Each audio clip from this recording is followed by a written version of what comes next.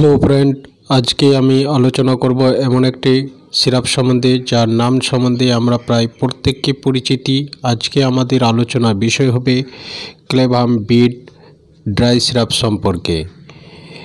এই ক্লেভাম bit dry সিরাপটির কাজ, benefit, brand name, composition, side effect, মূল্য, কোন কোম্পানিতে ম্যানুফ্যাকচার করা হয় ইত্যাদি আলোচনা করব এই ভিডিওতে। ফ্রেন্ড, আমি চেষ্টা করব খুবই অল্প সময়ে শর্ট ভিডিওর মাধ্যমে জানকারি দেওয়ার, আর খুব সহজভাবে জানকারি দেওয়ার চেষ্টা করব যেন আপনাদের বুঝতে কোনো অসুবিধা না হয়। ভিডিওটি শুরু থেকে শেষ অবধি দেখবেন, কারণ যে কোনো মেডিসিনের বেনিফিটের সাথে সাথে সাইড ইফেক্ট সম্বন্ধে জানা অত্যন্ত জরুরি। তো ফ্রেন্ড, এবার জানবো এর কন্টেন্টের কথা, অর্থাৎ এতে কি রয়েছে। এতে রয়েছে অ্যামোক্সিসিলিন 200 mg, পটাশিয়াম ক্লাভুলানেট 28.5 mg, আর এর মূল্য 67 টাকা এবং এটি অ্যালকেম কোম্পানিতে তৈরি করা হয়, যা এমনিতে একটি ভালো কোম্পানি। তবে মূল্য স্থায়ী নয়, সময়ের সাথে কম বা বেশি হতে পারে। আরও বিস্তারিত আলোচনার পূর্বে আপনাদের সকলকে আমার medicine YouTube channel Nasim health কেয়ারে স্বাগত জানাই। আর চ্যানেলে নতুন হলে চ্যানেলটিকে সাবস্ক্রাইব করে রাখবেন, কারণ নিত্যদিন মানুষের মেডিসিনের প্রয়োজন হয়ে থাকে। আমার প্রত্যেকটি ভিডিও মেডিসিনের পর করা হয়, যা আপনাদের সাহায্য করবে।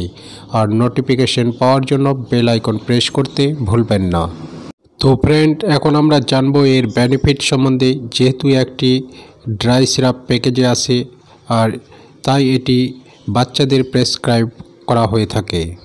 তো ফ্রেন্ড, আমরা এখন জেনে নেব এর মুখ্য কাজ কি, অর্থাৎ মূল কাজগুলো আমরা জেনে নেব। এটি কেন প্রেসক্রাইব করা হয়ে থাকে, যেমন কান ও সাইনাসের সংক্রমণ, শ্বাসনালীর সংক্রমণ, যৌনাঙ্গের সংক্রমণ, মূত্রনালীর সংক্রমণ, ত্বক ও নরম টিস্যুর সংক্রমণ যেমন দাঁতের সংক্রমণ, হাড় ও জয়েন্টের সংক্রমণ।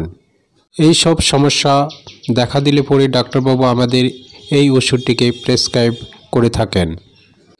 এছাড়াও যে কোনো জ্বর, কাশি, সর্দি, ব্যাকটেরিয়ার সংক্রমণের হাত থেকে রক্ষা পাওয়ার জন্য চিকিৎসার জন্য এটি ব্যবহৃত হয়ে থাকে। এছাড়াও কেটে যাওয়া বা অ্যাক্সিডেন্টের ফলে শরীরের মধ্যে আঁচড় পড়া, এক্ষেত্রেও ওষুধটি ভালো কাজ করে। এবার জানবো এর সাইড ইফেক্ট সম্বন্ধে। এই ওষুধটি সেবনের ফলে বাচ্চাদের উল্টি হওয়া বা উল্টি ভাব লাগা কিংবা পায়খানা বারবার হওয়া, এইসব সমস্যা দেখা দিতে পারে। তেমন কোনো সমস্যা দিলে ডাক্তারের পরামর্শ নিয়ে তবেই সেবন করবেন। এ তো হলো এর কাজ। এবার আমরা জানবো এর ডোজের সম্বন্ধে। আমরা জানি বিভিন্ন রোগের বিভিন্ন সমস্যা, তাই রোগীর অবস্থার উপর ডোজের পার্থক্য হতে পারে। তবে আপনাদের উদ্দেশ্যে বলে থাকি, যে কোনো মেডিসিন সেবন করার পূর্বে অবশ্যই ডাক্তারের পরামর্শ নিয়ে তবেই সেবন করবেন। তো ফ্রেন্ড, আজকের ভিডিওটি এখান থেকেই।